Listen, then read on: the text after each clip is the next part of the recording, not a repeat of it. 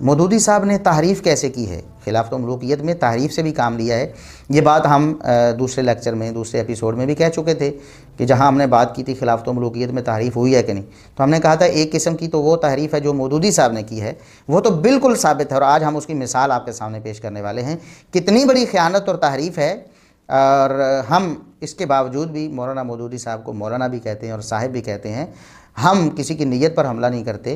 शायद उन्होंने अच्छी नीयत से ही इतना बड़ा जो है ना वो जुर्म सरजद उनसे हो गया होगा, अच्छी नीयत से कर दिया होगा। हम कहते हैं कि मौदूदी साहब ने सफ़ा नंबर 98 और 99 पे, यानी 98 और 99 पे ये बात लिखी है। हज़रत उमर को अपने आखिर ज़माने में इस बात का ख़तरा महसूस हुआ कि कहीं इनके बाद अरब की कबायली असबियतें जो इस्लामी तारीख़ के ज़बरदस्त इनकलाबी असर के बावजूद अभी बिल्कुल ख़त्म नहीं हो गई थीं, फिर न जाग उठें और उनके नतीजे में इस्लाम के अंदर फितने बरपा हों। चुनांचे एक मरतबा अपने इम्कानी जानशीनों के मुतल्लिक़ गुफ्तगू करते हुए उन्होंने हज़रत अब्दुल्ला बिन अब्बास से हज़रत उस्मान के मुतल्लिक़ कहा। अब देखें, कह रहे हैं कि सैयदना उस्मान रज़ी अल्लाह के बारे में सैयदना उमर को पहले ही पता था कि ये अपने रिश्तेदारों को नवाजेंगे और उम्मत को बर्बाद करेंगे।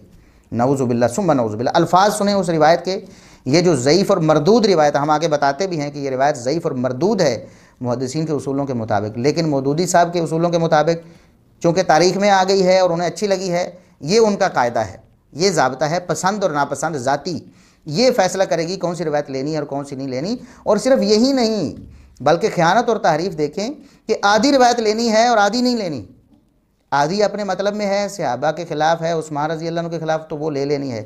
आधी जो है दूसरे सहाबा के ख़िलाफ़ है, सैयदना अली रज़ी अल्लाह अन्हु के ख़िलाफ़ और दीगर सहाबा के ख़िलाफ़, तो उसको बड़ी खामोशी से हज़म कर जाना है और उसको लिखना भी नहीं और ज़िक्र तक नहीं करना। रिवायत से दलील भी ले रहे, वही रिवायत है। हम अल्फाज सुनाते हैं, कहते हैं कि चुनांचे एक मरतबा सैयदना उमर रज़ी अल्लाह अन्हु ने अपने इम्कानी जानशीनों के मुतल्लिक़ गुफ्तगू करते हुए हज़रत अब्दुल्ला बिन अब्बास से हज़रत उस्मान के मुतल्लिक़ कहा कि अगर मैं उनको अपना जानशीन तजवीज़ करूँ तो वह बनी अबी मुआयत यानी बनी उमैया को लोगों की गर्दनों पर मुसल्लत कर देंगे। हज़रत उमर ने कहा कि हज़रत उस्मान को मैंने अगर जानशीन बनाया तो वो अपने ख़ानदान को लोगों पर मुसल्लत कर देंगे और वो लोगों में अल्लाह की नाफरमानियाँ करेंगे, यानी उनके जो गवर्नर होंगे या उनके जो रिश्तेदार होंगे। खुदा की कसम अगर मैंने ऐसा किया तो उस्मान यही करेंगे। कहते हैं कि सैयदना उमर रज़ी अल्लाह अन्हु ने अल्लाह की कसम उठाकर कहा कि अल्लाह की कसम अगर मैंने उस्मान को खलीफा बना दिया अपने बाद तो उस्मान ने यही करना है। यही क्या करना है? उम्मत को बर्बाद करना है, उम्मत को ख़राब करना है, अपने रिश्तेदारों को ओहदे बांटने हैं। और अगर उस्मान ने यह किया तो वो लोग ज़रूर मासियतों का इर्तिकाब करेंगे और अवाम शोरश बर्पा करके उस्मान को कत्ल कर दें। कहते हैं कि हज़रत उमर ने कहा कि अल्लाह की कसम मुझे इस बात का पता है, यकीन है कि मैंने अगर अपने बाद उस्मान को खलीफा बनाया तो उस्मान अपने रिश्तेदारों को नवाजेंगे और उनके रिश्तेदार लोगों पर जुल्म व सितम करेंगे और अवाम शोरश करके बगावत करके सैयदना उस्मान को कत्ल कर देंगे। इसी चीज़ का ख्याल उनको अपनी वफ़ात के वक़्त भी था। अब देखें, ये रिवायत मौदूदी साहब ने पेश की है। सबसे पहले तो हम ये बताते हैं कि ये ज़ईफ़ और मरदूद रिवायत है मुहद्दिसीन के उसूलों के मुताबिक, हदीस के उसूलों के मुताबिक। और हम मौदूदी साहब के मोताक़िदीन से फिर दस्त बस्ता अर्ज़ करेंगे कि ये जो मौदूदी साहब ने बना दिया ना उसूल और आपको दे दिया कि तारीख़ में और उसूल होते हैं जी, हदीस में और होते हैं, तो हम पूछते हैं तारीख़ के उसूल कौन से हैं? हदीस के उसूल तो लिखे हुए हैं ना, तारीख़ के उसूल कहाँ हैं? और मौदूदी साहब ने क्यों बयान नहीं किए? क्या वजह थी? वजह यही थी कि वो जो उसूल थे वो उनकी ज़ाती पसंद और नापसंद यही उसूल थे, उनके नज़दीक यही उसूल ठहरे थे, वरना वो बताते कि क्या उसूल थे। अब मुहद्दिसीन के उसूल के मुताबिक तो ये रिवायत गैर साबित और ज़ईफ़ और मरदूद है, क्योंकि मोहम्मद बिन इसहाक़ मुदल्लिस हैं और इस रिवायत को अन से बयान कर रहे हैं। अंदाज़ा करें कि रिवायत ज़ईफ़ क्यों होगी, नाकाबिल एतबार क्यों हो गई। हम आगे बताते हैं कि ये ख़ुद मौदूदी साहब के नज़दीक भी काबिल एतबार नहीं है मुकम्मल रिवायत, और मौदूदी साहब के पैरोकारों के नज़दीक भी ये मुकम्मल तौर पर काबिल एतबार नहीं है। क्यों? वजह क्या है? मोहम्मद बिन इसहाक़ मुदल्लिस हैं और इस रिवायत को अन से बयान कर रहे हैं। इसी तरह इमाम ज़ुहरी भी मुदल्लिस हैं और रिवायत को अन से बयान कर रहे हैं।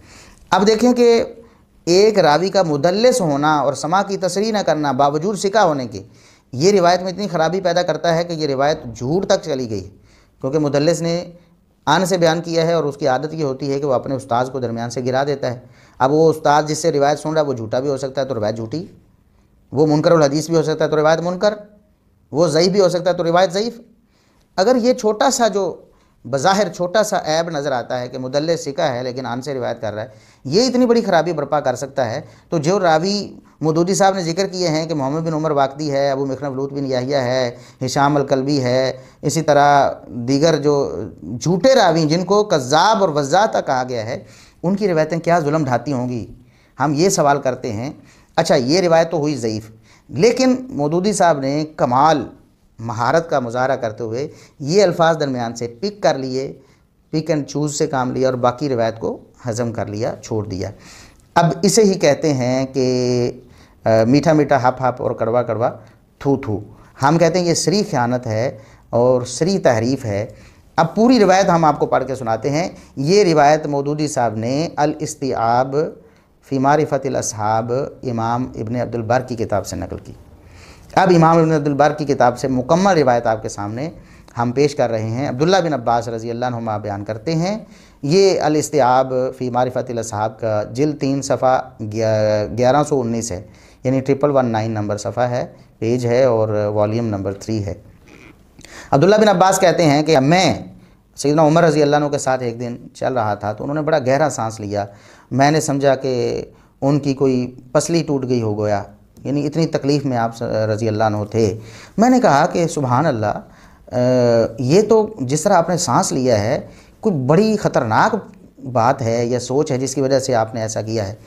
उन्होंने कहा कि इब्न अब्बास मा अदरी मा असनऊ बि उम्मत मोहम्मद सल्लल्लाहु अलैहि वसल्लम, मुझे नहीं मालूम मैं नबी पाक सल्लल्लाहु अलैहि वसल्लम की उम्मत के साथ क्या करूं। मुझे अपने बाद अंधेरा ही अंधेरा नज़र आ रहा है, मैं क्या करूं उम्मत का, अपने बाद क्या छोड़ के जाऊं। तो अब्दुल्ला बिन अब्बास ने कहा कि क्यों, आप ऐसी बात क्यों कर रहे हैं, ऐसा तो नहीं है। आप किसी मोतमद शख्स पर जो काबिल एतमाद है उसको नामज़द करके चले जाएं। अपने बाद ये बता कर चले गए कि मेरे बाद ये होंगे, काबिल एतमाद लोग हैं नहीं। अच्छा, और आप ऐसा कर भी सकते हैं।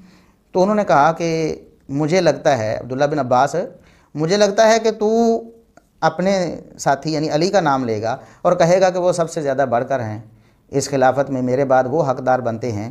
तो मैंने कहा हाँ, मैं तो यही कहता हूँ कि अली रज़ी अल्लाह अन्हु आपके बाद अच्छा इंतखाब है, तो आप क्यों परेशान हैं, संभाल लेंगे सारा मामला। तो और मैं ये बात, अब्दुल्ला बिन अब्बास कहते हैं कि मैं ये जो तायीद कर रहा हूँ कि अली रज़ी अल्लाह अन्हु के हवाले से, मैं ये बात इसलिए कह रहा हूँ कि दीन में उन्होंने सबकत यानी अस्साबिकून अल-अव्वलून में शामिल थे, इसी तरह इल्म में बहुत बढ़कर हैं और नबी करीम सल्लल्लाहु अलैहि वसल्लम की रिश्तेदारी है, आप सल्लल्लाहु अलैहि वसल्लम के दामाद भी हैं, इतनी सारी चीज़ें हैं, तो मैं सही कह रहा हूँ ना। तो काला इन्नहु कमा ज़करता, उमर रज़ी अल्लाह अन्हु ने फरमाया इस मरदूद रिवायत के मुताबिक उमर रज़ी अल्लाह अन्हु पर यह बहतान और सैयदना अली रज़ी अल्लाह अन्हु पर भी बहतान सुनकर रोंगटे खड़े हो जाएंगे आपके, अगर आप सुन्नी हैं तो। और अगर आपके दिल में कजी और टेढ़ है तो जो मर्ज़ी करते रहें, अल्लाह की कसम, फिर इज़ाफ़ाता कल हया फसना माशेता, जब शर्म व हया न रह जाए ना, फिर जो मर्ज़ी करें। फिर मौदूदी साहब की हिमायत करते रहें आप, इस झूठी किताब के बारे में करते रहें, फिर सहाबा पर बहतान आते रहें, फिर अली रज़ी अल्लाह अन्हु की नामूस भी जाती रहे, कोई परवाह नहीं है।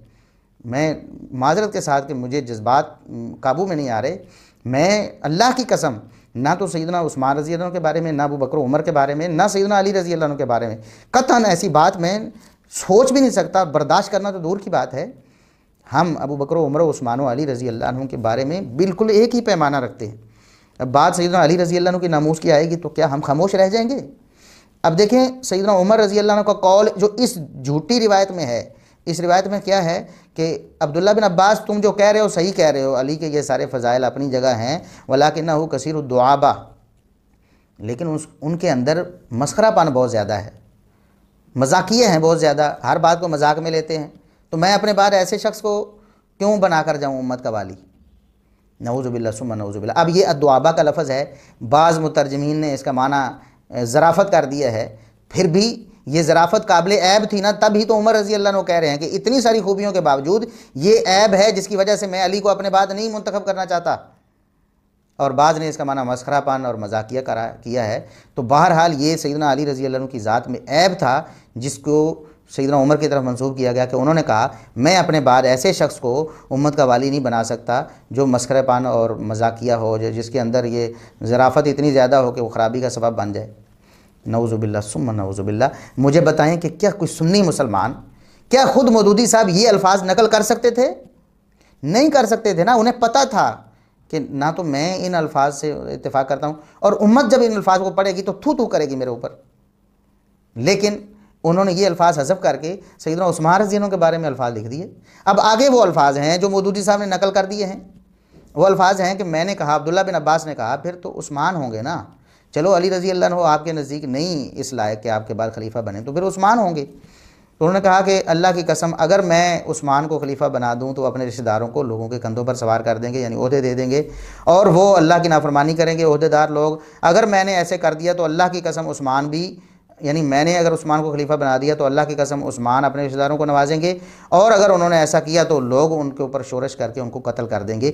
ये वो अल्फाज थे जो मौदूदी साहब ने यहाँ से पिक कर लिए हैं और बाकी सारी रिवायत को छोड़ दिया है। कहाँ हैं मौदूदी साहब के मुकल्लिदीन?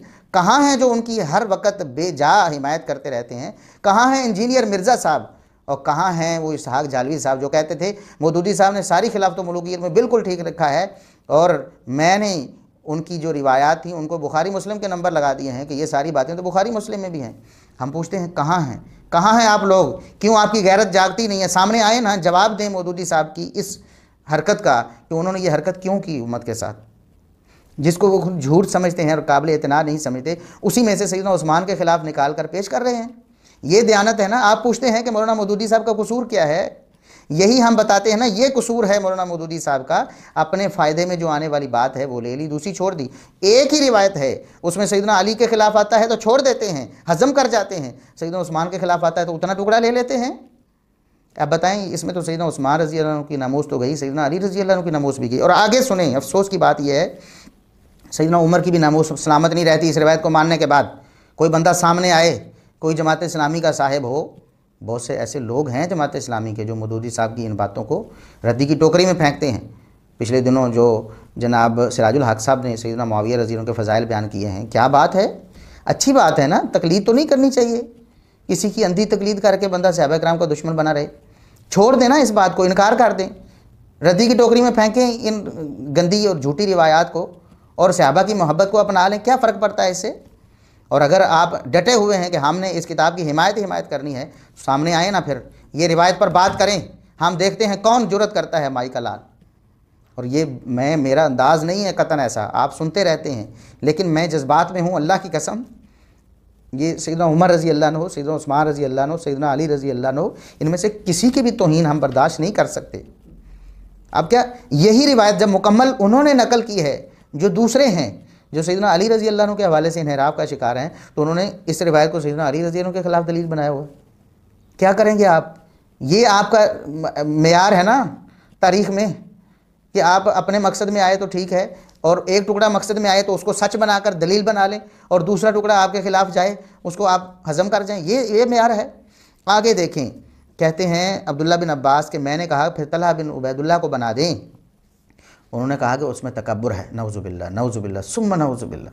कहते हैं कि हुआ अज़हा मिन ज़ालिक, वो अपने दानाई से बढ़कर मुतकब्बिर हैं। जो दानाई उनमें है ना, उससे बढ़कर तकब्बुर है। तो मैं, कहते हैं कि मा कान अल्लाहु लियरानी, अल्लाह ना करे कि मुझे ये सोच आए कि मैं अपने बाद तलहा बिन उबैदुल्लाह को उम्मत का वाली बना जाऊँ। वल्ली ही अमरा उम्मत मोहम्मद सल्लल्लाहु अलैहि वसल्लम, मैं नबी पाक सल्लल्लाहु अलैहि वसल्लम की उम्मत को ऐसे मुतकब्बिर शख्स के हाथ में दे जाऊँ। नऊज़ुबिल्लाह सुम्मा नऊज़ुबिल्लाह। आगे देखें, कहते हैं कि ज़ुबैर बिन अव्वाम को बना दें। अब्दुल्ला बिन अब्बास कहते हैं फिर ज़ुबैर बिन अव्वाम को बना दें। उन्होंने कहा कि वो तो सा और मुद के मामले में लोगों पर थप्पड़ों की बारिशें करते रहेंगे, लोगों को सज़ाएँ देते रहेंगे, वो तो सख्त गिर हैं, मैं उन्हें नहीं बनाना चाहता। अच्छा जी, उसके बाद उन्होंने कहा कि फिर आप साद बिन अबी वक्कास को बना दें। ये देखें दुश्मनी सहाबा की कहाँ से जन्म लेती, इन्हीं झूठी रिवायात की बिना पर, जिनको आपने अपना दीन बनाया हुआ है। कहते हैं साद बिन अबी वक्कास को बनाएं। तो उमर रज़ी अल्लाह अन्हु का कौल जो यहाँ नकल किया, जो झूठ और बहतान बांधा गया है, उन्होंने कहा कि ये तो जंग में घोड़े दौड़ा सकते हैं, बस उमूर सल्तनत चलाने के हाल नहीं है ये। साद बिन अबी वक्कास के बारे में, और उससे आगे उन्होंने कहा अब्दुर्रहमान बिन औफ को बना दें। उन्होंने कहा कि हाँ बंदा तो अच्छा है, लेकिन उमूर सल्तनत नहीं चला सकता, ये उसके बस का काम नहीं है। वल्लाही इब्न अब्बास, अल्लाह की कसम, जिन 6 का आपने जिक्र कर दिया है ना, इनमें से कोई भी इस मेरे बाद इस सल्तनत का अहल नहीं हो, इस ओहदे का हल नहीं हो सकता। इस ओहदे का हल तो कौन होगा? जो मजबूत हो लेकिन उसमें सख्ती ना हो, जो बड़ा नरम हो लेकिन उसके अंदर कमज़ोरी ना हो, और जो बड़ा सखी हो लेकिन उसके अंदर इसराफ़ ना हो, और जो मामले को संभालने वाला हो लेकिन बख़ील ना हो। तो अब्दुल्ला बिन अब्बास का कौल यहाँ है, काना उमर वल्लाहि कज़ालिका, कहते अल्लाह की कसम ऐसे तो सिर्फ उमर ही थे, यानी उनके बाद फिर ऐसा कोई नहीं था। यानी सैयदना अली रज़ी अल्लाह अन्हु भी गए, सैयदना उस्मान रज़ी अल्लाह अन्हु भी गए, सैयदना अब्दुर्रहमान बिन औफ भी गए, साद बिन अबी वक्कास भी गए, तलहा ज़ुबैर भी गए। अब ये 6 वही लोग हैं, यही 6 वही लोग हैं, सारी उम्मत मानती है और सही अहादीस में भी है कि सैयदना उमर रज़ी अल्लाह अन्हु ने अपने बाद इन्हीं 6 के बारे में कहा था कि ये 6 मैं मुकर्रर करके जा रहा हूँ, ये आपस में किसी एक को खलीफा बना लेंगे। जब उमर रज़ी अल्लाह अन्हु को ये पता है कि इन 6 में कोई भी उनके बाद खिलाफत का अहल नहीं है, इस रिवायत के मुताबिक, इस झूठी दास्तान के मुताबिक, तो फिर क्या सैयदना उमर रज़ी अल्लाह अन्हु पर यह बहतान नहीं है? एक तो सैयदना उस्मान सैयदना अली की गुस्ताखी, सैयदना तलहा ज़ुबैर की गुस्ताखी, सैयदना अब्दुर्रहमान बिन औफ और सैयदना साद बिन अबी वक्कास की गुस्ताखी का बहतान सैयदना उमर रज़ी अल्लाह अन्हु पर लग रहा है कि उनके बारे में ऐसी बात कह रहे हैं जो हकीकत में नहीं थी। कौन है मुसलमान माई का लाल? खड़ा हो ना, सुन्नी हो, गैरत तो उसके अंदर, और कहे कि वाकई सैयदना उमर रज़ी अल्लाह अन्हु पर जो बहतान लगाया जा रहा है सहाबा किराम के बारे में, ये सहाबा वाकई ऐसे थे। सैयदना उस्मान रज़ी अल्लाह अन्हु के बारे में तो आपने मान लिया ना ये टुकड़ा, बाकी को क्या मानोगे? नहीं मानोगे। ये सैयदना उमर रज़ी अल्लाह अन्हु पर बहतान है और सैयदना उमर रज़ी अल्लाह अन्हु की अदालत पर भी तान है कि उन्हें पता चल गया था कि इन 6 में से कोई भी ऐसा नहीं जो नबी पाक सल्लल्लाहु अलैहि वसल्लम की उम्मत को संभाल सके। वो कह रहे हैं एक बंदे के बारे में कि मैं अगर इसको उम्मत नबी पाक सल्लल्लाहु अलैहि वसल्लम की उम्मत का वाली बना जाऊं तो ये तो बर्बादी कर देंगे। अब मुझे बताएं मौदूदी साहब के कहाँ हैं फॉलोअर्स, कहाँ हैं पैरोकार, कहाँ हैं इंजीनियर साहब, कहाँ हैं? आए ना सामने, मौदूदी साहब का दिफा करें ना, पता चले कि वाकई ये क्या किताब है जिसके अंदर क्या खुराफात लिखी हुई हैं। सहाबा किराम की तौहीन ही तौहीन है, सैयदना उमर रज़ी अल्लाह अन्हु को भी माफ़ नहीं किया।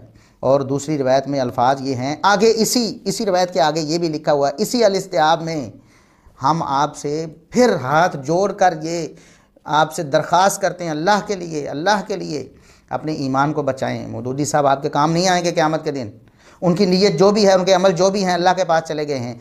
आपको हक बात का पता चल गया, क्या मुंह दिखाएंगे क़यामत के दिन मोहम्मद सल्लल्लाहु अलैहि वसल्लम को? हौज़े कौसर पर क्या मुंह लेकर जाएंगे? इन सहाबा का सामना कैसे करेंगे आप लोग?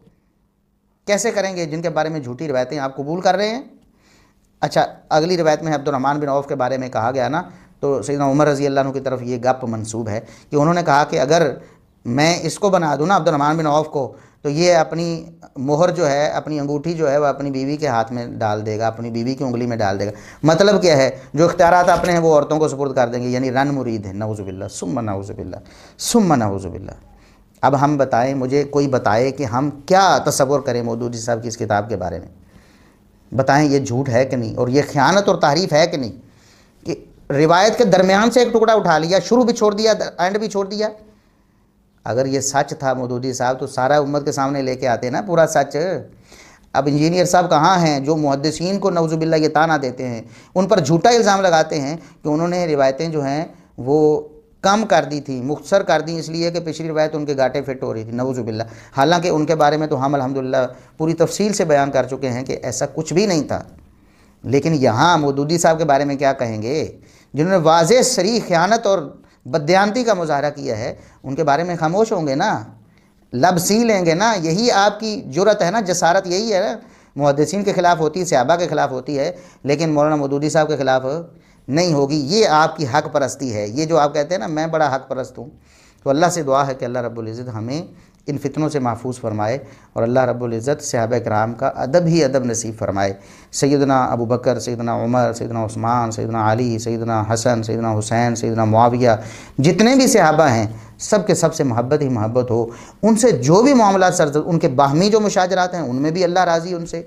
उनके जो जिसको आप कहते हैं कि ये इज्तिहादी गलती है, तो आप ये मान रहे हैं कि अल्लाह उन पर राज़ी हो गया, उस अमल पर भी राज़ी हो गया और एक अजर भी दे दिया, उसको फिर हदफ़ एतराज़ क्यों बना रहे हैं आप? क्यों कह रहे हैं कि उन्होंने उम्मत को बर्बाद कर दिया? क्यों कह रहे हैं कि सैयदना उस्मान रज़ी अल्लाह ने खिलाफत को बर्बाद कर दिया? ये क्या दोगली पॉलिसी है? एक तरफ खिलाफत की तारीफ़ें करते हैं, दूसरी तरफ उसी खिलाफत के दुश्मन बने हुए हैं। यही सिलसिला चला आ रहा है मौदूदी साहब से, फिर इसहाक जालवी साहब तक, और फिर उससे आगे चलकर ये जेलमी साहब तक। खिलाफत राशिदा, खिलाफत राशिदा, खिलाफत राशिदा, और साथ ही खिलाफत राशिदा को भी नीचे से जनाब काटने लगे हुए हैं, उसकी भी जड़ें खोखली कर रहे हैं। लोगों को ये बावर करा रहे हैं खिलाफत राशिदा जो है ना उसमें अपने सरकारी ओहदे जो ना गलत इस्तेमाल करके, उन इख्तियारात का नाजायज़ इस्तेमाल करके अपने रिश्तेदारों को नाजायज़ तौर पर नवाजा जाता था। नऊज़ुबिल्लाह सुम्मा नऊज़ुबिल्लाह। और ये बताना चाहते हैं कि खिलाफत में ही खिलाफत बर्बाद हो गई थी। नऊज़ुबिल्लाह सुम्मा नऊज़ुबिल्लाह।